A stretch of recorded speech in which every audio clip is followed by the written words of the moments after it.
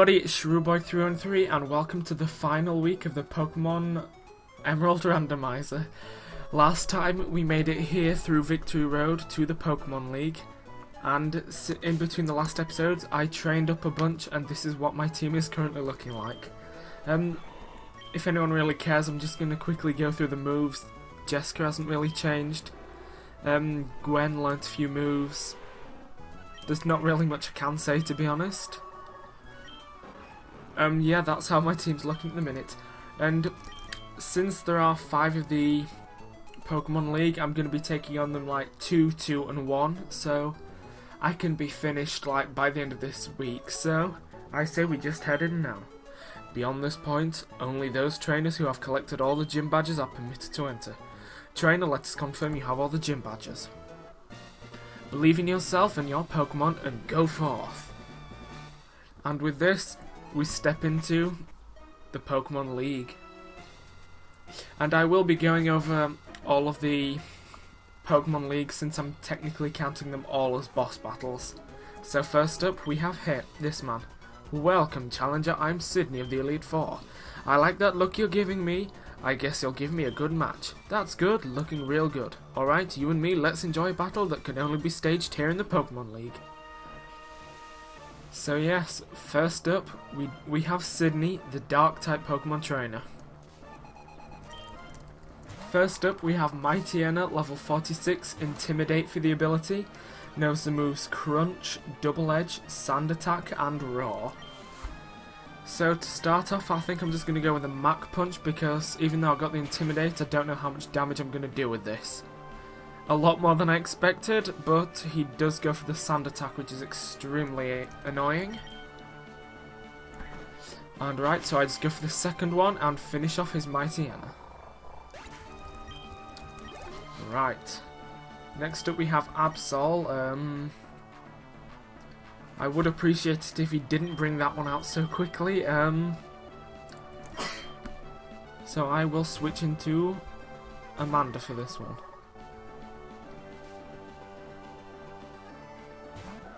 And this Absol is technically his strongest Pokemon, level 49, Pressure for the ability. Citrus Berry is a hold item. Knows the moves Swords Dance, Rock Slide, Aerial Ace, and Slash. If it does manage to get that, well, I was going to say if it manages to get the Swords Dance off, be very careful because all of its other moves are physical attacks. But that doesn't matter. Next up we have Cacturne.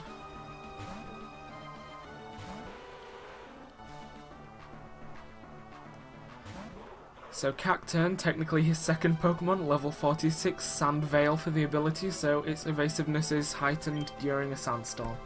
Knows the moves Feint Attack, Needle Arm, Leech Seed, and Cotton Spore. So I'm just going to go for the Aerial Ace and hope that'll do enough damage. And luckily it does. So that's 3 down and 2 to go. Next up is Shiftry. So I'm going to stick with Cora.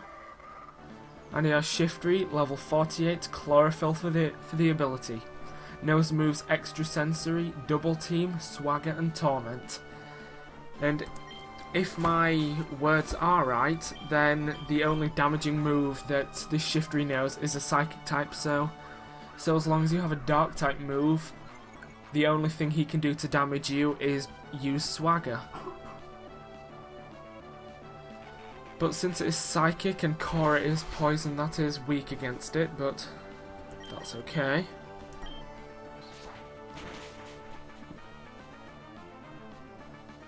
Right, that didn't... something words. There was a sentence there, but it died halfway through. Right, since I can tell he's going to heal again, I'm just going to speed this up a bit. Because as I was saying, I anticipate a few full restores. But like that, his Shiftry is down, leaving only one Pokemon left, which is Crawdaunt. So for this, I'm going to switch into Excella.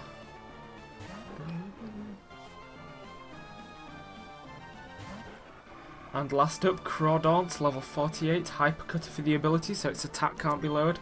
Knows the moves Swords Dance, Strength, Facade, and Surf. Again, another sort of weird one, so Swords Dance, be careful of those normal type moves. And yet, you know, try not to inflict status conditions as that facade will double in power.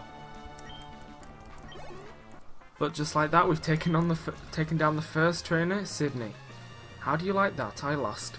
Yeah, it was fun, so it doesn't matter. Well, listen to what this loser has to say. You've got what it takes to go far, now go on to the next room and enjoy your next battle. That's all good and well, but in the meantime, I'll just heal up what damage I did take and switch Beryl out in front. Yeah, okay. My brain just died briefly there, I do apologise.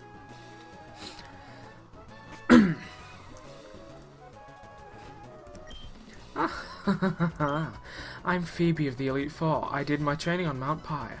While I gained the ability to communicate with the ghost types. Don't know why I said communicate.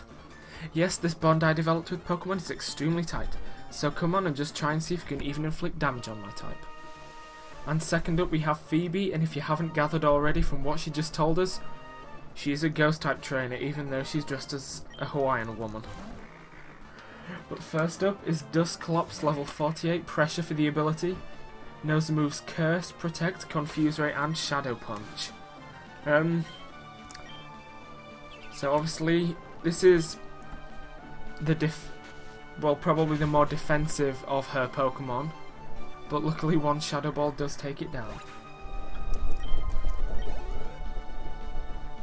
Next up she has Bayonet, and just something I'd like to point out, she does have two Bayonets that are both level 49, both with the ability Insomnia, but they have different movesets. One of them knows Grudge, Will-O-Wisp, Feint Attack and Shadow Ball.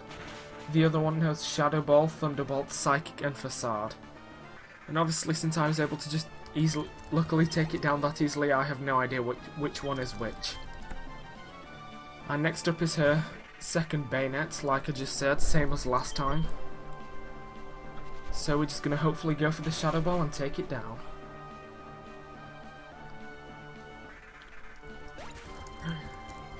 So with no real problems, we've taken down a third of her team. No, that's wrong.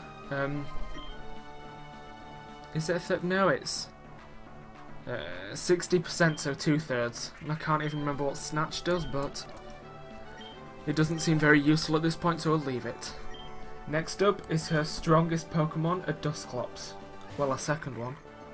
Level 51, pressure for the ability again, and a Citrus Berry for the hold item. Knows Ice Beam, Shadow Ball, Rock Slide and Earthquake, so this one is basically, if you gathered, it's more of the offensive one. But still, we managed to take it down with one Shadow Ball, leaving her with her final Pokemon, which is Sableye. So for this one, Ghost isn't going to be much good, so I think I'm going to switch into Excella again for this.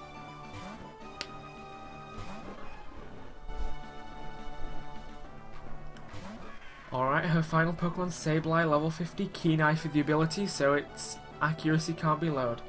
Knows the moves Double Team, Nightshade, Feint Attack, and Shadow Ball. Bit of a weird one, seeing as though she has those pretty strong ones, and then she just throws in a random pretty weak Sableye. But we've taken it down and defeated her. Oh darn, I've gone and lost. There's a definite bond between you and your Pokemon too. I didn't recognize it, so it's only natural I lost.